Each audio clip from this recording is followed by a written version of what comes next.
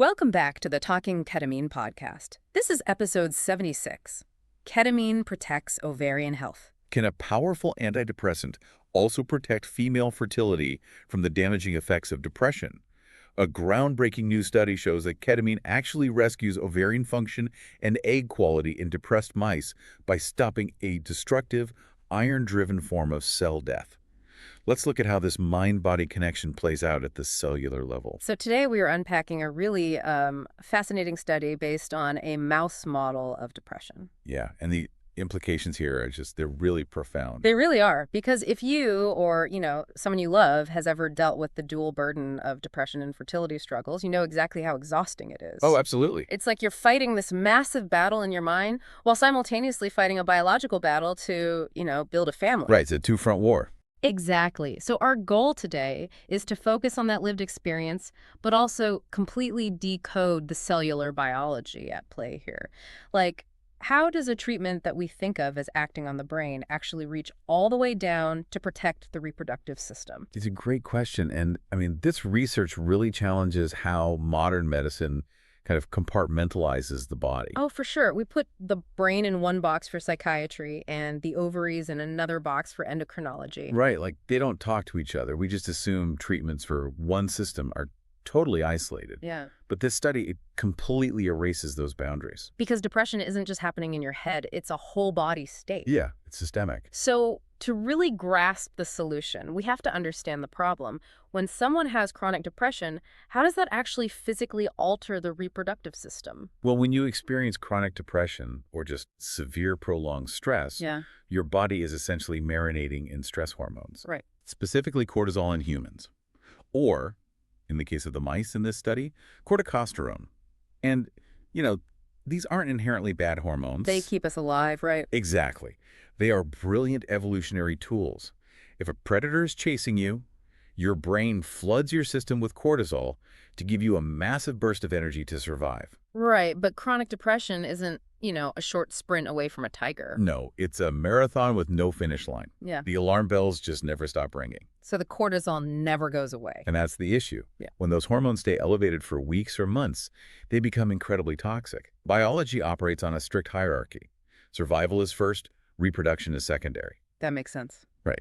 So if your brain says you're in a constant state of crisis, your body decides that having offspring is a luxury it just can't afford right now. Wow. So it just shuts down the communication between the brain and the ovaries? It systematically shuts it down. Which, okay, makes evolutionary sense, but it is devastating when you're actively trying to conceive. I mean, women are constantly told to just relax, which is The most infuriating advice. the worst, especially when you have a diagnosed mental health condition. But mechanically speaking, how does a stress hormone from the adrenal glands physically travel down and downgrade an egg cell's quality? That exact mechanical pathway is what this study isolated. And it all revolves around this really specific process of cellular destruction called ferroptosis. Ferroptosis, I mean, cells die in the body all the time, right? What makes this so different? Normal cell death is called apoptosis. It's very polite. It's programmed. We could clean cellular suicide. Exactly. The cell packages itself up neatly, and the immune system carries it away. No drama. But ferroptosis is totally different. It is a violent, highly destructive form of cell death driven by iron accumulation and severe oxidative stress. Wait, iron. But we think of iron as a vital nutrient. We take supplements for it. How does it become toxic inside an ovary? Well, iron is essentially for carrying oxygen, sure. But it's incredibly volatile if it isn't tightly bound by control proteins. Think of it like a fire. In a fireplace, it keeps your house warm. But if the fire escapes the fireplace... It burns the house down. Exactly. When chronic stress overloads your system, those protective control mechanisms fail. Free, unbound iron just starts accumulating inside the developing eggs. Oh, wow. So the fire escapes. What happens when that free iron hits the inside of the egg? It triggers a massive chemical reaction. The iron mixes with oxygen and the fats in the cell membrane, and it creates this huge chain reaction of lipid oxidation. Oxidizing fats. Yeah. The best way to visualize it is like cellular rust. Cellular rust, that is wild. The fats are literally rusting and going rancid, but why does that specifically destroy the egg's viability? Because of where the rust accumulates. It directly targets the cell's mitochondria. The power plants. Right. And egg cells are huge compared to other cells. They need an unbelievable amount of energy to mature and divide chromosomes. They have hundreds of thousands of mitochondria. So when that cellular rust hits, It completely wipes out the energy grid. The mitochondria get covered in rust and fail, so the egg doesn't have the cellular energy, the ATP, to develop. so it just stalls out. The quality plummets. Oh, exactly. That really shows how useless it is to tell someone to stress less. The physical corrosion is actively happening at a microscopic level. So if this iron is wiping out the mitochondria, how on earth is a psychiatric drug like ketamine starving this? This is where it gets truly revolutionary. They found that low-dose ketamine acts as a highly effective antioxidant shield. Okay, but does it just act like a sponge and soak up the iron? No, it actually acts as a signaling molecule. It flips a master switch that turns the cell's own defense factories back on. Oh, interesting. What specific defenses is it turning on? Primarily, it restores the production of glutathione. Glutathione. Yeah, it's often called the master antioxidant of the body. It's basically your natural rust-proofing spray. Why is the glutathione depleted to begin with? Does the cortisol destroy it? It's a mix. The constant oxidative stress from the depression burns through your existing reserves of glutathione really fast. And at the same time, the stress hormones suppress the genes needed to make more. So the factory is shut down and the supply is gone. Exactly, so the rust takes over. But the ketamine reboots the factory. How does glutathione actually stop the iron from rusting the membrane, though? It works by donating electrons. The reaction with free iron creates free radicals, these unstable molecules that violently tear electrons away from the cell membrane. Which causes the rusting. Right. So glutathione swoops in and just willingly donates an electron to those free radicals, neutralizing them instantly. Wow, so it totally disarms the threat. But what about the iron itself? Does it just leave the iron floating around? No, that's the second prong of the defense. The ketamine helps the cell produce proteins like ferritin. They act like tiny biological cages. They scoop up that dangerous iron and lock it away. So the ferroptosis is just stopped in its tracks? Completely. The mitochondria recover, and the energy grid comes back online. That is massive for the mitochondria. But I know the study also looked at the physical structure of the egg's genetics. How does the rust affect the actual DNA division? So when an egg matures, it has to split its chromosomes perfectly. To do this, it builds this highly intricate microscopic structure called a spindle. Think of it as the structural scaffolding of a skyscraper. Okay. And if the scaffolding is rusted or compromised, the whole building collapses. Precisely. If that scaffolding is broken or unaligned, the chromosomes don't divide evenly. The egg gets too many or too few chromosomes. Which causes a failed embryo. Right, it's called aneuploidy.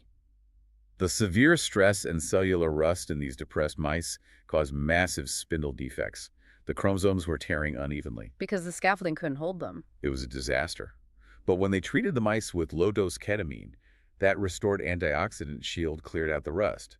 The ketamine allowed the cell to completely realign the scaffolding. That's amazing. The spindles formed normally, the chromosomes divided perfectly, and they saw a dramatic improvement in the viability of the embryos. The idea that a medication can lift the psychological weight of depression while also repairing the physical genetic scaffolding of an egg is just, it's phenomenal. Yeah. But I want to do a strict reality check here. Sure. Does ketamine act like a biological time machine? Like, does it actually reverse the damage in an egg that has already collapsed? Or does it just stop the rust from hitting the next batch? That distinction is so important. Ketamine cannot magically resurrect a cell that's already corrupted. If the mitochondria are destroyed and the scaffolding is shattered, that specific egg is lost. Right, so it clears the toxic environment, but it doesn't bring dead eggs back to life. Exactly. What it does is dramatically alter the microenvironment of the ovary. It stops the active resting so that the next cohort of eggs developing are growing in a healthy, energy-rich environment. It's like cleaning up a huge chemical spill in a factory. You can't save the products that were on the line when it happened, but everything that comes down the line afterward is pristine. Exactly. And the improvement in embryo viability was undeniable. Their reproductive capacity essentially came back online. See, because this sounds almost like a miracle cure, the temptation for someone desperate for a baby is to think, I should just flood my body with ketamine to supercharge this. Like if a little clears the iron, a massive dose must make the ovaries bulletproof, right? And that assumption is incredibly dangerous. Yeah. The researchers actually tested different dosages to illustrate what we call the dose paradox. Meaning more is not better. Far from it. It's a U-shaped curve. The carefully calibrated low dose gave all those amazing protective benefits, but when they gave a high dose, it was actually detrimental. Wait, really? How does the exact same medicine go from protecting the cell to harming it? It's a hormetic response.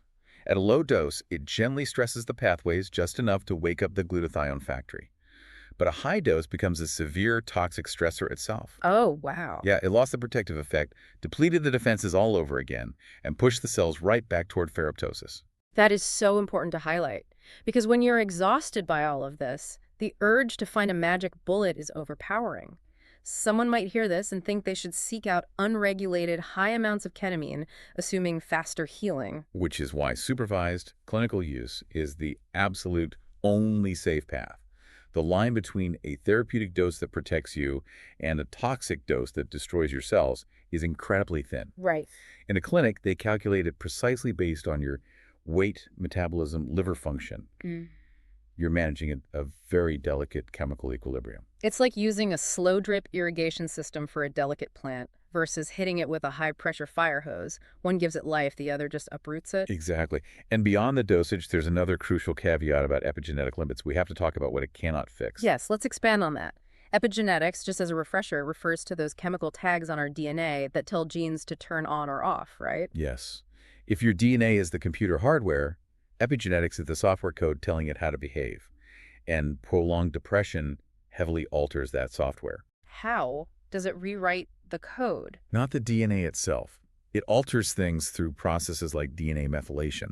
Imagine the stress hormones slapping "do not read" sticky notes over certain crucial genes. Okay. These problematic markers negatively affect egg development. So when the ketamine cleared the rust, did it peel off all those sticky notes? It only peeled off some of them. Ketamine isn't a magic wand. It stopped the act of ferroptosis and fixed the scaffolding, but the study showed it did not fix all the epigenetic markers. A lingering footprint of those software changes remained. So the physical hardware is saved from the fire, but there are still some corrupted software files running in the background. Precisely. Which is why holistic care is non-negotiable. Ketamine is a powerful tool to stop the acute physical destruction, but it's not a standalone cure-all. It really highlights why therapy, lifestyle interventions, and just giving it time are so vital. You have to give the body space to peel off those sticky notes one by one. You can't expect one compound to erase a decade of stress overnight. The healing process is intricate. But the fact that we can intervene at the cellular level at all, that we can stop the destruction of reproductive potential while treating the depression, it's a monumental leap forward. It really bridges the gap between psychiatry and reproductive endocrinology. It forces medicine to acknowledge that treating mental health literally is treating physical reproductive health. The biochemical communication is constant. And when we use a low-dose intervention to change that internal messaging from panic and rust to safety and repair, the biology responds beautifully. And knowing how effectively it halts this iron-driven rust, it makes me wonder about future applications. Could this low-dose protocol protect other energy-hungry organs, like the heart or the brain, from cellular rust? Oh, absolutely. The therapeutic potential of controlling ferroptosis extends far beyond what we've seen today. We are only just beginning to map the boundaries of this cellular defense system. It's incredibly hopeful to see that treating depression with ketamine could also help heal the physical toll that stress takes on a woman's fertility. Exactly, Celine.